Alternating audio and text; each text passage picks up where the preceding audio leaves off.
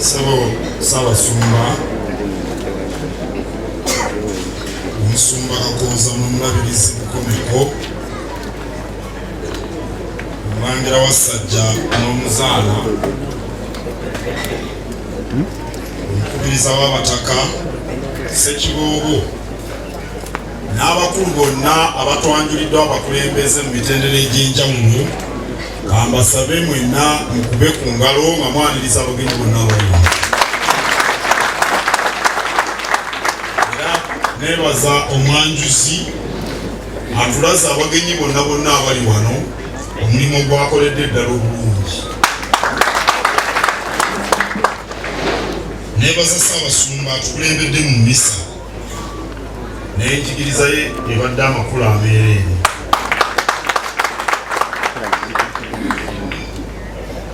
Omuganda agamba nti atannayitaayita y'atenda nnyina okufumba. Nze abeererweza mu kigo nali simanyi nti eno ekyabakadde ekwaya yeyinza okuyimba okwagala okufaana ey'embaza.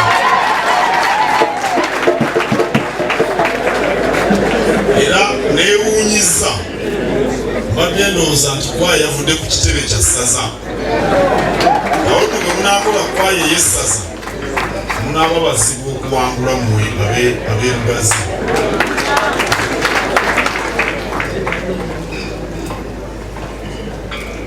Omulangira Dawudi Kintu Wasajja bwe tuli naye wano alina obubaka Ssaabasajja Kabaka bwamutisse. Ssaabasumba kyengenda okuyigiriza Abaganda kwe kkuba engalo.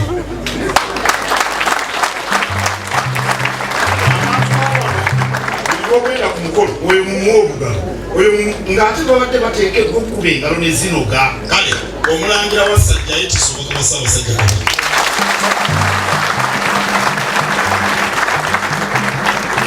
Buli awateekeddwa okkubirwa engalo muzikubiranga ddala, teweekubyanga akubyangako obugalo gy'obeera biba tubikuluma.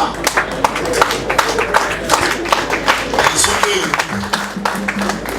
era muginywezi. Era Ssaabasumba yabadde mutuufu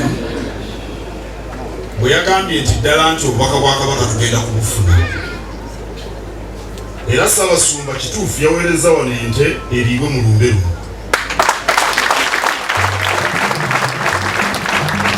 Kale kyendagala okunenyako omwanjuzi olwo bwe butabutegeeza yatugambye nti ebintu biri bisatu ng'emmisa ewedde. Kino kye tuligondoza kyakubiri. Wali ogenda kubijja kusimba emiti n'ekyemisana naye wandibadde oga nti Ssaabasajja Kabaka agenda kugabula.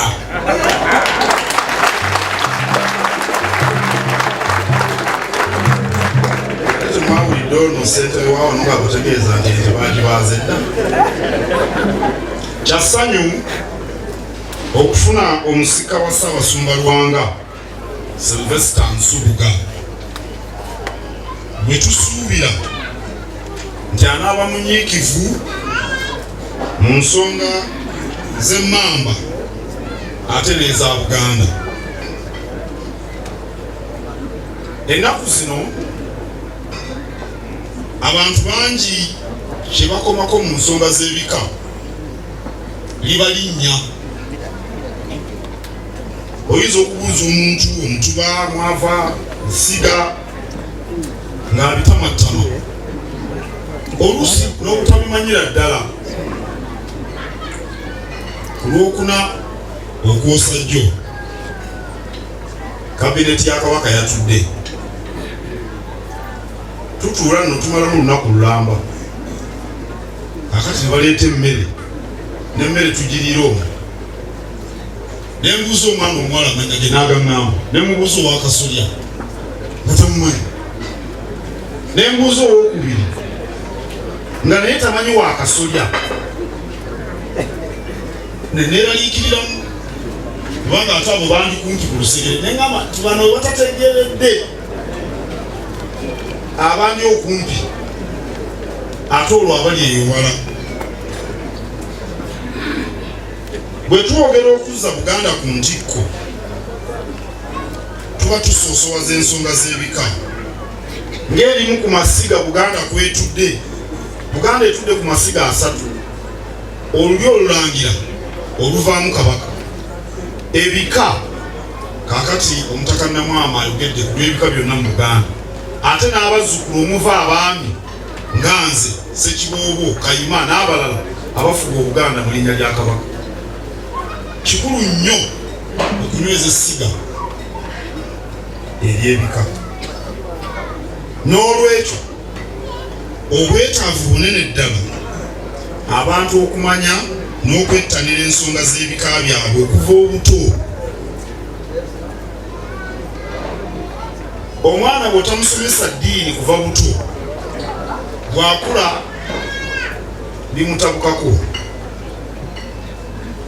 n'ebyekika bwe bityo. Tulina okubisomesa abaana okuva obuto.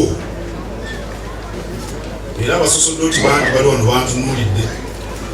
Abakristu mubugambe babayigiriza abaana okuba akabonero k'omusaalaba, babayigirize nti weddira mutima owakasoleeri namugera kakeeto okuva obuto.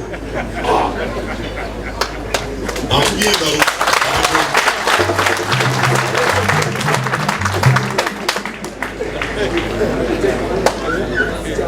Ssaabasumba Lwanga wadde nga yali mukulu ekyenkanidde mu Kereziya, naye teyeesulubabba nsonga z'ekika eky'Emmamba ate n'eza Buganda fenna nga bwe twamumanya.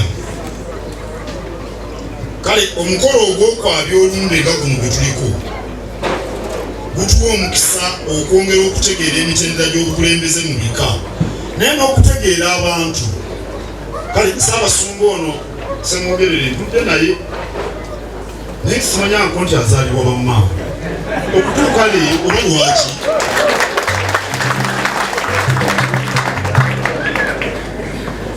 Omubaka Malembe Shamimu mwagala, mbadde mwagala ng'omubaka w'abantu naye nga simanyangako nti yeddira maama kitegedde leero.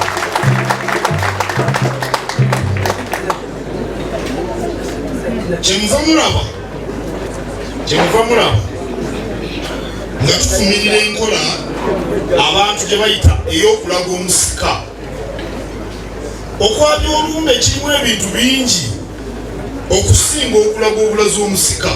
Ani yabagamba nti okulaga omusika kyekikulu? Kaakati wano omusika mumulabyewo ali mu Amerika teyasobodde, naye ensonga gye tuliko nkulu ekyenkanidde awo. Mukimanyi nti temuwulirangako n'abasika be bagamba nti atukugyeko ekifundikwa.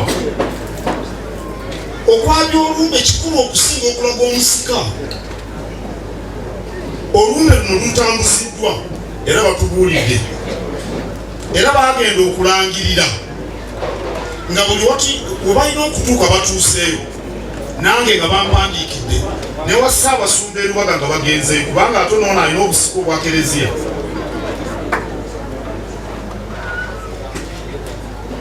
Kati nno basebo ne banyabo ab'ekyagwe nammwe mwenna mukitegeere nti tetuyinza kukuuma kitiibwa kya Buganda wadde ekitiibwa ky'abaddugavu Abafirika ng'ate ffe ffennyini ffe twejjako ebyaffe ebyatumanyisa mu mawanga, ffe ffennyini nga ffe twedibiza ebyaffe.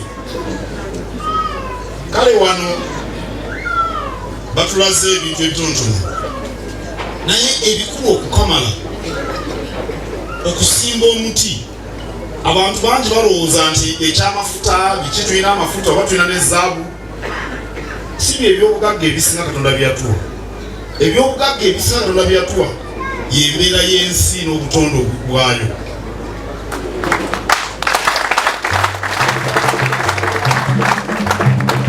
Amazzi agali ebugerere Bishop Kakooza gayogeddeko oba agali ebuvuma ne gamala gakala ne gaggwawo, ag'amafuta n'ezaabu tebirina kye binaatugasa. Kale okusimba omuti mu lumbe kigazi nnyo ekyenkanidde awo. Bwe muba mugamba nti Uganda lyeddulu lya Afrika, eddulu Luganda olwo abatamanyi nnyo Luganda tebaatawaane kale tugambe ekkula naye Oluganda olumu amakulu amatuufu bayita eddulu lya Afrika.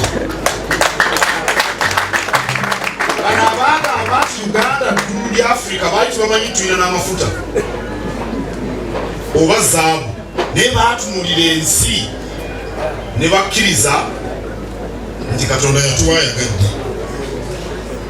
Obwambe, enkumbi, amafumu, embugo, kiki ekikulaga nti wali mugunjufu nga bino toyagala kubikola? Omuganda agamba nti nannyini kiggwa yakiweebuula. Era oli bw'agamba nti tasobola kwabya lumbe kubanga lumala essente oba ebiseera nti oba kukontana n'enzikiriza ye, oyo yennyini yaba yejjako ebibye era yaba aweebudde Buganda. Nange njagala kwegatta ku Mutaka Namwama okusima Kereziya okubeera ennywevu ku nsonga zaffe enkulu ezikuuma eggwanga lyaffe Buganda.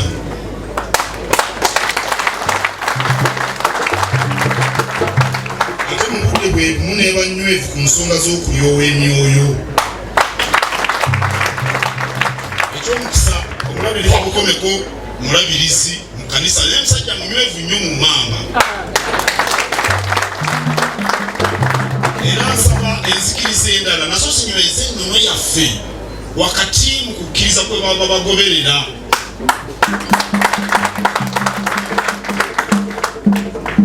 Fe abaali okumpi ne Ssaabasumba kino twakirabira ddala bulungi. Ekyamazima nze omukwano gwange ne Ssaabasumba Lwanga gwajja lwakuba ndooza nali muweereza wa Kabaka. Bwe yalondebwanga omusumba w'e Kasana Luweero yampitanga mu ssaza ku mikolo egy'enjawulo egy'abavubuka olwo nga ndi minisita w'abavubuka. Ate bwe yajja e Kampala olwo omukwano ne gutinta era n'abangako byannyambangamu okusalawo ku nsonga ezimu enkulu ennyo ze ndibanyumiza lwendidda.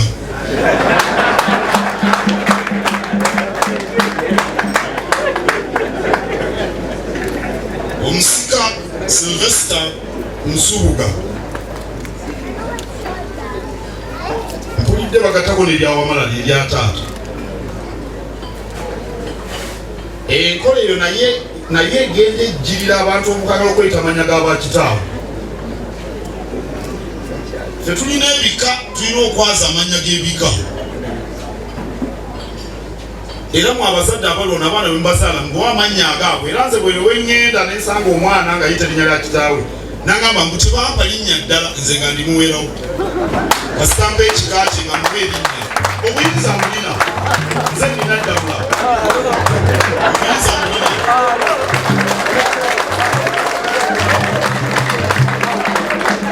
Bwe nsanga omwana nti gwaniki nze Mayiga weddira kineddira mutima nga muwe erinnya gwe Baale gwe Bwanika gwe Kirangwa. Enkola eyo ey'okweyita amannya g'abakitaffe nayo ya kizunguzungu. Baba n'erinnya limu Smith okuva ensi lwe yatandika okutuuka ensi lwe eriggwawo luwango kyuma. Kale Sylvester Nsubuga wamala mwagaliza obuweereza obulungi naye ng'ajjukira nti obukulu kitegeeza buweereza. Era omukulembeze ataweereza bakulembera atera okusanga ebisoomoozo bingi. Njagala okwebaza ab'enju eno okusigala nga munywedde wadde mwafuna eddibu. Kaakati okukaaba kuwedde kubanga mulina taata omujja era nkakasa nti obulamu bugenda kuddayo okutambula obulungi.